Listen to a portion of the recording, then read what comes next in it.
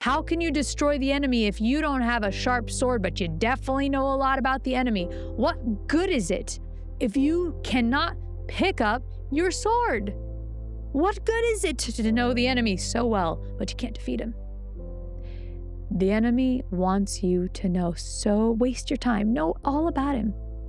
Because while you're spending all those minutes of those days listening to podcasts, listening to things of, what did you say?